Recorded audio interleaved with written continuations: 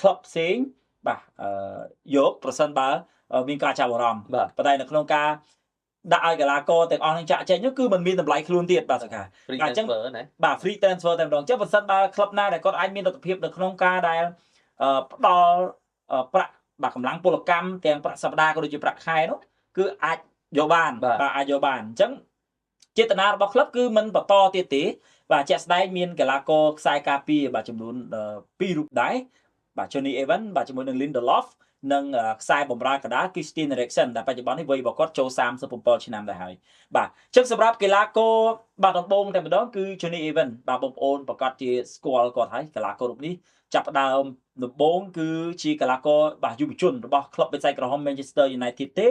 បាទក្រោយមកទៀតក៏ត្រូវបានប្រម៉ូតមកទីកីឡាកររបស់ Man U ប៉ុន្តែកំឡុងពេលដែលប្រម៉ូតមកជាកីឡាករឈុតធំរបស់ Man U Johnny Evans ហាក់ដូចជាមានឱកាសការបង្ហាញខ្លួនមិនបានច្រើនទេបាទមិនបានច្រើនទេសម្រាប់ឈុតធំតែម្ដង Johnny Evans គឺបង្ហាញខ្លួនបានតែ130បាទ131ប្រកួតទេបាទកាលពីឆ្នាំ2006ដល់ឆ្នាំ2015បាទអញ្ចឹង9រដូវកាលបាទក្រោយមក Man U ក៏ដាក់ឲ្យក្លឹបដទៃខ្ចីជើងរួមមានទាំង Royal Antwerp មាន Sunderland ហើយក៏ដូចជានៅឆ្នាំ2015 Man U ធ្វើការបាទលក់តែម្ដងទៅឲ្យ West Bromwich Albion បាទអញ្ចឹងនៅក្នុងឆ្នាំ2015ដល់2018 3ឆ្នាំ Johnny Evans ចូលរួមជាមួយនឹង West Bromwich Albion នេះគឺបង្ហាញខ្លួនបានគួរសមដែរ89ប្រកួតហើយនៅឆ្នាំ2018ក៏បានផ្ទេរទៅ Leicester City រហូតដល់ឆ្នាំ2023និងឆ្នាំ2023រដូវកាលឆ្នាំ2023រដូវកាលឆ្នាំ2024 2025ពីរដូវកាលនេះ Johnny Evans បានត្រឡប់មកកាន់បាទទឹកដីនៅ Old Trafford ម្ដងទៀតប៉ុន្តែនៅក្នុងការបង្ហាញខ្លួនពីរដូវកាលបានតិចទេបាទបានត្រឹមតែ30ប្រកួតក្នុងនាមជាខ្សែការពារកណ្ដាលបាទអញ្ចឹងនៅក្នុងពេលបច្ចុប្បន្ននេះវ័យរបស់បាទJohnny Evans គឺមានវ័យរហូតដល់37ឆ្នាំហើយបាទជាង37ឆ្នាំបើនៅតំបន់អឺរ៉ុបរៀងជ្រេហើយសកាបាទរៀងជ្រេក្នុងនាមជាខ្សែការពារទៀតអញ្ចឹងខ្ញុំគិតថាប្រសិនបើ Man U សម្រាប់ចិត្តដាក់ឲ្យក្លឹបដទៃនាំយក Johnny Evans ទៅនេះមិនមានតម្លៃខ្លួនផ្ទេហ្នឹងអាចថាមិនស្រួលមានក្លឹបល្មមដែរដែល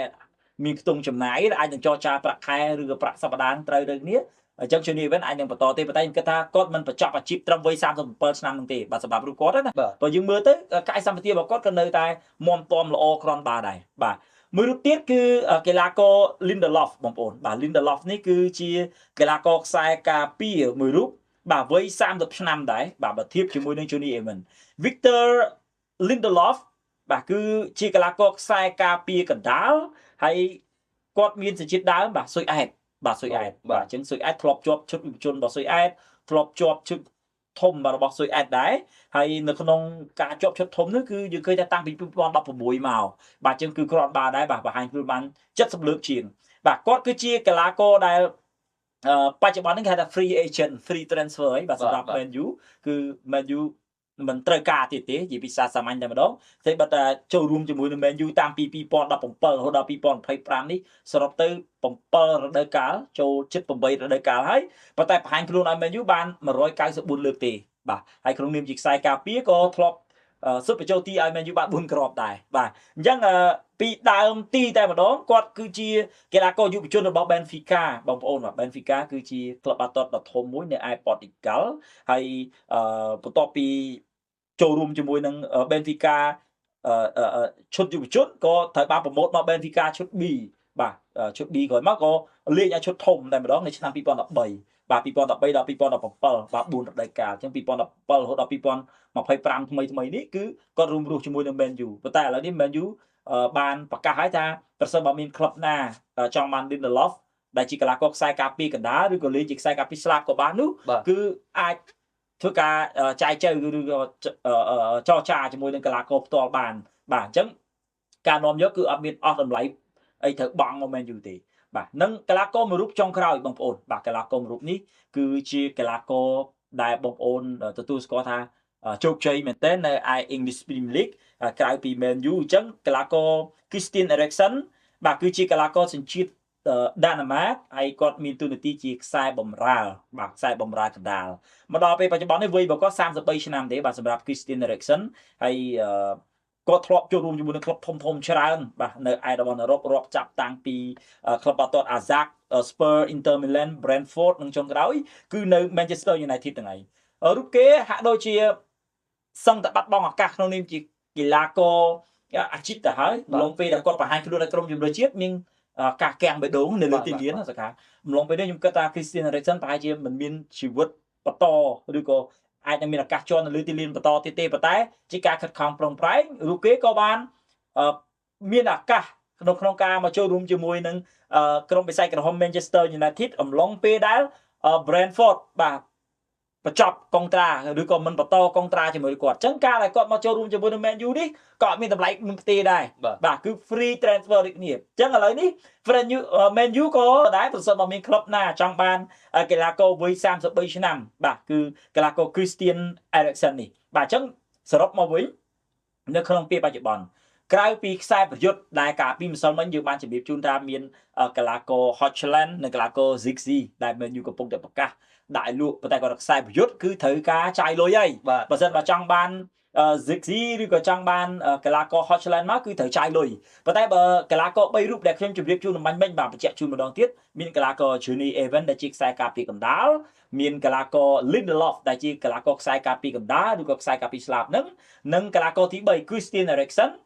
ដែលជាខ្សែបម្រើកណ្ដាលគឺថាអាចមកចរចាបានបាទអាចមកនាំយកទៅបានដោយមិនត្រូវការបង់ប្រាក់សំបីតែមួយកមួយសេនបាទអញ្ចឹងជារឿងមួយដ៏សោកស្ដាយដែរបាទសម្រាប់កីឡាករខ្លះវ័យរបស់គាត់30ឆ្នាំកីឡាករខ្លះវ័យ33ឆ្នាំនិងកីឡាករខ្លះ37ឆ្នាំជាការគោរពខ្ញុំនឹកឃើញដល់ Jonny Evans ណាសកាវ័យ37ឆ្នាំហើយគាត់អាចនៅរួមរស់ជាមួយនឹង Man U ទៀតបាទ3រដូវកាលចុងក្រោយនេះហើយក៏ជាអតីតកីឡាករយុវជនរបស់ Man U ដែរប៉ុន្តែ Man U បានផ្ដល់ឱកាសរបស់គាត់នឹងមិនច្រើនទេបាទជាង100ប្រកួតពេលដំបូងក្រោយមកក៏ដាក់ឲ្យខ្ចីជើងហើយ Christian Eriksen ក៏គួរតែអរគុណទៅដល់ Man U ដែរម្លងពេលដែល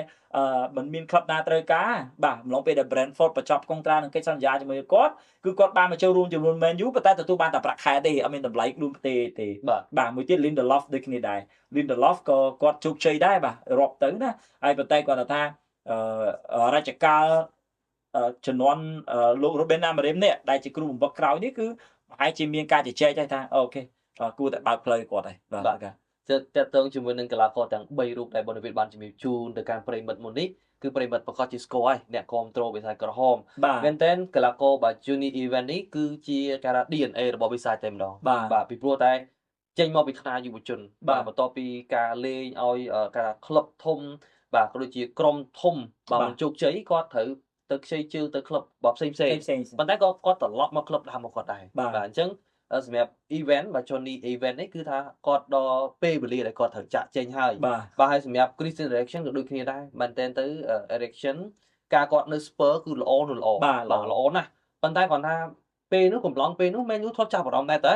ប៉ុន្តែគាត់ថាអត់អាចទិញមកបានវ័យ20ជាងបាទការគាត់នៅល្អណាពេញល្អហ្នឹងគឺអត់អាចទិញមកបានទេរហូតដល់គាត់មានបញ្ហាបាទជំងឺកាំងបេះដូងគាត់នៅលើទីលាននោះទើបអាច Brentford ផ្ដល់ឱកាសបាទសម្រាប់ការលេងអញ្ចឹងទៅក៏ឥឡូវ Man U ឃើញអាចលេងបានមកវិញហើយ free ទៀតបាទទិញត្រឡប់មានថាយកមក free តែម្ដងបាទដល់ពេលកីឡាករមួយរូបទៀត Victor Lindelof ខ្សែការពារកណ្ដាលមែនតើបីបើថាគាត់រួមរស់ជាមួយនឹងបេសាយក្រហមយ៉ាងណាក៏គាត់ជាកីឡាកររួមចំណែកជាមួយនឹងបេសាយក្រហមដែរការដែលលំបាកក៏គាត់នៅជាមួយបេសាយក្រហមដែរបាទជាពិសេសដំណាក់កាល COVID ណាបាទដល់ពេលដែលឥឡូវយើងឃើញតាក់ទងជាមួយនឹងកីឡាករ Man U បច្ចុប្បន្ន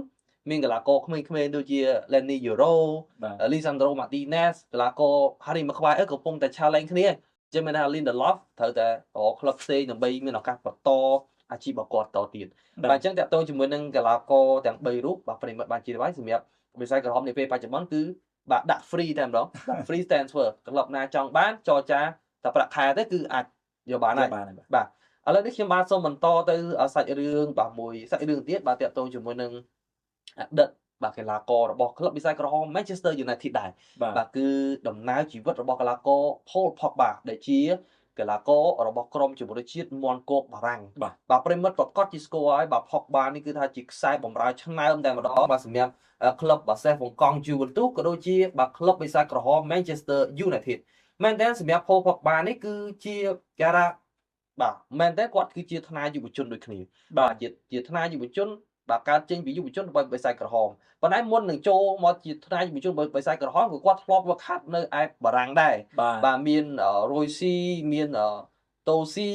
មានលេហាវេក៏ដូចជាបិសាចក្រហម Manchester United បាទជាថ្នាយុវជន2009ដល់2011 2011ចាប់ដើមបង្ហាញខ្លួនឲ្យបាទក្រុមបិសាចក្រហមឈុតធំតែម្ដង2011 2012ប៉ុន្តែការបង្ហាញខ្លួនរបស់គាត់ហាក់ដូចជាធ្វើមិនបានល្អទេបាទទើបក្លឹបនៅឯបាទការថាអ៊ីតាលីនោះចាប់អារម្មណ៍បាទក៏បានបាទទិញយកទៅតែម្ដងបាទគឺជូវិនទូសកាលនោះគឺរដូវកាល2012ដល់2016បង្ហាញខ្លួនឲ្យជូវិនទូស124ប្រកួតសម្ចូលទីបាន28គ្រាប់បាទការបង្ហាញខ្លួនឲ្យជូវិនទូសល្អបែបនេះហើយបានចំនួនរាជការរបស់លោកជូសេមូរីញ៉ូបាទគាត់នោះទិញផូបុកបាពីជូវិនទូសមកថ្លៃនោះថ្លៃបាទទាំងដែលផុកបាជាថ្នាយុវជនរបស់ Man U សោះនិយាយរួមទៅអំឡុងពេលដែលគាត់ចូលរួមមួយ Man U ឈុតធំគឺ2011 2012ប៉ុន្តែបង្ហាញខ្លួនបានតិចទេប្រហែលជាមិនសូវទុកចិត្តណាបាទអញ្ចឹងដល់ពេល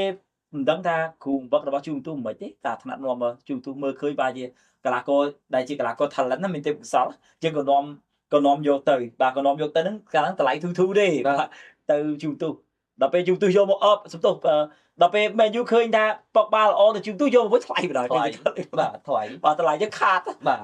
ហើយចំនួននោះខ្ញុំគិតថាលោកជូសេមូរីញ៉ូគាត់ហ៊ានណាបាទហើយក៏ឥទ្ធិពលរបស់គាត់ខ្លាំងដែរនិយាយទៅកាន់ថាដឹកនាំទិញកីឡាករថ្លៃៗមកបានចំនួនមានផុកបាមានស្លាតានអ៊ីប្រាហ៊ីម៉ូវិចមានកីឡាកររួមលូកាគូសិតតែកីឡាករថ្លៃកាវ៉ានីបាទកាវ៉ានីមកសិតតែកីឡាករលំដាប់ហើយបាទប៉ុន្តែអ្វីដែលយើងចាប់អារម្មណ៍នៅពេលដែលគាត់ចូលរួមជាមួយនឹងបិសាចក្រហម2016ដល់2022ផុកបាបង្ហាញខ្លួនបានច្រើនប្រកួតដែរ154ប្រកួតសូមចូលទីបាន29គ្រាប់ប៉ុន្តែដោយសារតែមួយរយៈពេលចុងក្រោយទៅផុកបាគាត់មានបញ្ហាគេថាទំនាស់ផ្ទៃក្នុងណាបង្កបញ្ហាផ្ទៃក្នុងអញ្ចឹងទៅគឺថាគ្រូគាត់អត់សប្បាយចិត្តជាមួយផុកបាទេគាត់ថាផុកបានេះគឺជាកីឡាករដែលនាំបញ្ហានៅក្នុងក្រុម virus បាទជាកីឡាករមានរោគបាទនាំបញ្ហានៅក្នុងក្រុមអញ្ចឹងក៏មិនអាចទុកបានទេផុកបានេះក៏ថាដឹកនាំរបស់ក្លឹបបិសាចក្រហមសម្រាប់ចិត្តលោកផុកបាទៅប៉ុន្តែនៅពេលដែលគាត់ចាក់ចេញពីបិសាចក្រហមទៅចូលរួមជាមួយនឹងជូវិនទូសរដូវកាល2022ដល់2024អាជីពរបស់គាត់ចាប់បានធ្លាក់បាទពេលដែលគាត់នៅជូវិនទូសហ្នឹងគឺថាគាត់ចាប់ដើមការថាមានទឹកចិត្តមិនល្អណាទៅខ្សែគប់មិត្តភ័ក្តិមិនល្អទៅក៏ដើរផ្លូវខុសបាទឥឡូវនេះគឺថាការបង្ហាញខ្លួនឲ្យជូវិនទូសពីរដូវកាល2022ដល់2024តិចតួចមែនតើតែ8ប្រកួតតែប៉ុណ្ណោះបាទអញ្ចឹងយើងឃើញហើយសម្រាប់ការថាធ្លាប់ដើរទៅផ្លូវខុសហើយឥឡូវគាត់ចាប់ដើមកែខ្លួនត្រឡប់មកវិញហើយបាទចាប់ដើមកែខ្លួនត្រឡប់មកវិញហើយក៏កំពុងតែមានក្លឹបចាប់ដើមចាប់អារម្មណ៍ដាក់សំណើទៅកាន់ផូផុកបាដូចគ្នាបើផុកបាបើយើងនិយាយពីក្រុមជម្រើសជាតិមន់កបារាំងវិញណាគឺជោគជ័យហើយពីព្រោះគាត់ជាប់តាំងពីអ៊ុយ16របស់បារាំងអ៊ុយ17អ៊ុយ18អ៊ុយ19 20បាទលេងឲ្យក្រុមជម្រើសជាតិបារាំងឈុតធំរដូវកាល2013តែម្ដងចាប់ពីនោះមកគឺបង្ហាញខ្លួនឲ្យក្រុមជម្រើសជាតិមន់កបារាំងឈុតធំការបង្ហាញខ្លួនឲ្យក្រុមជម្រើសជាតិមន់កបារាំងផូផុកបាមានចំណែកបាទនៅក្នុងការជួយឲ្យបារាំងឈ្នះពានរង្វាន់បាទ FIFA World Cup បាទ FIFA World Cup 2018បាទខាងនោះគឺយើងឃើញហើយសម្រាប់វត្តមានរបស់ផុកបាក៏សំខាន់នៅក្នុងក្រុមជម្រើសជាតិមែនទែនហើយយើងឃើញថាមកដល់ដំណាក់កាលនេះមកដល់ពេលវេលានេះសម្រាប់ផូផុកបាចាប់ដើមមានក្លឹបមួយបានដាក់សំណើបាទនៅក្នុងការចង់បានដូចគ្នាឥឡូវបើយើងរាប់ពីការតារាងតម្លៃពីកីឡាករដែលថ្លៃ100លានផោនបាទ100លានអឺរ៉ូបាទចាប់ពី100លានអឺរ៉ូអញ្ចឹងគេចូលរួមនេះពេលរដូវកាល2019ត្រឡប់ពីជូវិនទូសមកតម្លៃខ្លួនរបស់ផូផុកបា100លានអឺរ៉ូបាទ2020ធ្លាក់មកបន្តិចបាទ65លានអឺរ៉ូរដូវកាល2021 55លានអឺរ៉ូទៅជូវិនទូសវិញធូរបាទទៅជូវិនទូសវិញធូរតែម្ដងតែ35លានទេអញ្ចឹងថាជូវិនទូសចំណេញ65លានបាទចំណេញ65លានបាទបន្តមកទោះបីជាទៅជូវិនទូសក៏មិនអាចធ្វើឲ្យតម្លៃខ្លួនរបស់ផូផុកបាកើនមកវិញទេមានតែធំថយទៀតបាទពី35លានរដូវកាល2023ធ្លាក់មកសល់15លានបាទអឺរ៉ូទេរដូវកាល2024គឺថាជារដូវកាលដែលលំបាកសម្រាប់គាត់ហើយបាទគាត់មានបញ្ហាគាត់មានវិបត្តិណាគាត់មានវិបត្តិអញ្ចឹងក៏មិនមានក្លឹបឬក៏មិនមានឱកាសនៅក្នុងការបង្ហាញខ្លួននៅលើទីលាន2024កំពុងតែពេញក្តីក្តាំងហីបាទពេញហើយបាទបៀតបៀនគេខ្មាស់ផងណាបាទហើយសេព គ្រឿងញៀនផងអញ្ចឹងអញញ៉ៃដែរបាទសម្រាប់ពកបានឆ្នាំ2024ប៉ុន្តែក្រោយមកគឺក្លឹបបាទគឺចាប់ដើមបើកឱកាសគាត់បាទអញ្ចឹងអាចឲ្យគាត់រកក្លឹបបានបាទមិនបន្តកងត្រាទេមែនតើសម្រាប់ផកបាអាចនិយាយបានថាគាត់ចេះកែប្រែគាត់ដឹងកំហុសគាត់កែប្រែហើយឥឡូវនេះគឺក្លឹបនៅស្រុករបស់គាត់ហ្នឹងតែម្ដងបាទក្លឹបនៅស្រុករបស់គាត់គឺ AS Monaco បាទ Monaco ក៏ខ្លាំងដែរបាទប្រជែងគ្នាជាមួយនឹង Paris Saint-Germain ហ្នឹងខ្លាំងឥឡូវនេះគឺថាបានអាចនិយាយបានថាដាក់តម្លៃសម្រាប់ផកបាបើសិនជាការផ្លាស់ទៅចូលរួមជាមួយនឹង AS Monaco តម្លៃត្រឹមតែ15បាទលានអឺរ៉ូទេបាទ15លានអឺរ៉ូអញ្ចឹងប្រហែលជាតម្លៃខ្លួនរបស់ណេម៉ាកាលពីម្សិលមិញថ្លៃជាងណេម៉ាបាទថ្លៃជាងណេម៉ាបន្តិចណេម៉ា12លានអឺរ៉ូទេបើចូលរួមជាមួយនឹង Fenerbahce បាទអញ្ចឹងកីឡាករពីរនេះសិតតែជាកីឡាករដែលមានគេឈ្មោះដូចគ្នាណាទាំងក្រុមជម្រើសជាតិរបស់បារាំងហើយណេម៉ាក្រុមជម្រើសជាតិសាំបាប្រេស៊ីលបាទខ្ញុំគិតថាក្រុមខ្លះប្រហែលជាមិនសូវហ៊ានចង់ទទួលពកបាទេព្រោះខ្លាចយកមេរោគទៅយក virus ទៅប៉ុន្តែដូចសកាជំរាបជូនបន្ទាប់ពីគាត់មានបញ្ហាទៅគាត់ចាប់តាមនឹកឃើញដល់សម្ដីឪពុករបស់គាត់ថាក្នុងការសេពគប់មិត្តភ័ក្តិអីបនភឿនហ្នឹងត្រូវចេះមើលចេះអីទៅណាព្រោះមិនអញ្ចឹងទេគាត់នៅដើរចូលកន្លងផ្លូវចាស់របស់គាត់ទៅសេពគ្រឿងញៀនទៅបៀតបៀនចូលក្លឹបអីញ៉ៃអញ្ចឹងទៅឥឡូវនេះតើសារគាត់វិញដែរវ័យ32ឆ្នាំប៉ុន្តែគាត់មានឱកាសអាចនឹងមានឱកាសទៅចូលរួមជាមួយនឹងលីកនឹងម៉ូណាកូហើយមិនទាន់ជាផ្លូវការ 100% ទេសកាព្រោះសារតែនេះជាការចង់បានហើយតម្លៃខ្លួនរបស់ប៉ុកបាបើតាមការ estimate ទៅណាសន្និដ្ឋានទៅប្រហែលជា15លានអឺរ៉ូនឹងឯងបើសិនបើគាត់ទៅចូលរួមជាមួយនឹងក្លឹបធំមួយនេះក៏ជារឿងមួយដ៏ល្អដែរព្រោះថាម៉ូណាកូក៏ធ្លាប់មានកីឡាករមួយចំនួនដែលចាក់ចេញពីក្លឹបធំទៅចូលរួមច្រើនដែរដូចជា Falcao ណាដូចជាកីឡាករ Sanchez ហើយនិងកីឡាករមួយចំនួនទៀតអញ្ចឹងជាក្លឹបមួយដែលតំណាងឲ្យប្រទេសបារាំងដែរហើយជាលីកគឺជាក្លឹបដែលកំពុងតែលេងនៅលីកអរបស់បារាំងដែរអញ្ចឹងបើសិនបើមានក្លឹបមួយដែលអាចថាស្នាក់អាស្រ័យបានវ័យប្រកបប៉ុណ្ណេះក៏អាចនឹងចូលរួមបានប្រហែលជាជិត10ឆ្នាំទេស្គាបាទអាចជិត10ឆ្នាំ32ឆ្នាំមិនទាន់យឺតពេលទេបាទមិនទាន់យឺតពេលមកជើងនេះ Evans 37បាទហើយកីឡាករ Lionel Messi 38បាទនៅតែលេង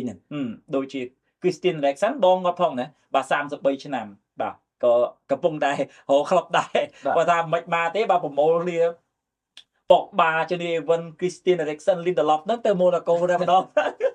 បាទពួកជាមិត្តអតីតបុគ្គលក្រុមតែខ្លាចតែកីឡាករ3រូបហ្នឹងអត់ទៅចិត្តប៉ុកបាទៀតបើតាមអតចរិតអីហ្នឹងបើតែឧទាហរណ៍ថាបើសិនប៉ុកបាបានទៅម៉ូណាកូមិនបញ្ចុះបញ្ចូលទៅឥឡូវចរចាទៅប្រាក់ខែឲ្យមុំទៅមិនស្រួលគាត់មកមិនទាន់មានក្លឹបណាចង់បានដែរណាបាទអញ្ចឹងទៅជុំតកូលមែនយូជុំអតីតកីឡាករមែនយូណាបាទជឿមួយផ្លែកដែរសម្រាប់ផកបាបើសិនជាគាត់ទៅម៉ូណាកូអាចនិយាយបានថាគាត់ប្រហែលជាសម្របខ្លួនបានល្អពីព្រោះសុខកំណត់របស់គាត់បាទពីព្រោះកីឡាករភាគច្រើនជាកីឡាករបារាំងហ្នឹងបាទអញ្ចឹងបើសិនជាបារាំងប៉ះបារាំងនេះឯងប្រហែលជាផកបាដូចមិនសូវហ៊ានទេបាទឲ្យថាពេលខ្លះកីឡាករដែលគិតថាខ្លួនឯងល្អជាងគេហើយគាត់អាចធ្វើឲ្យកីឡាករមួយចំនួនទៀតលេងមួយគាត់មានសម្ពាធបាទសម្ពាធថាទៅលេងមួយផកបាដូចពេលខ្លះលេងអត់ត្រូវតបាត់លេងទៀតដេកឲ្យហ្មងបាទស្អីឲ្យដូច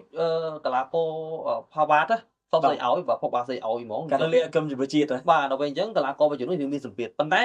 កលៈទេសៈមួយនេះផកបាអាចនឹងកែអតចរិតហើយបាទអាចថាបាក់តែអញ្ចឹងអត់ហ៊ានទេបើលេងមុំមកសម្របមួយគេទៅបានហើយបាទអញ្ចឹងធ្វើម៉េចឲ្យតែគាត់មានក្លឹបលេងបាទអាចថាកែប្រែឬក៏ស្ដារអាជីពរបស់គាត់ត្រឡប់មកវិញគឺជារឿងដែលល្អបាទអញ្ចឹងក៏ជូនពរសម្រាប់ផកបាដែរបើសិនជាអាចទៅចូលរួមជាមួយនឹង AS Monaco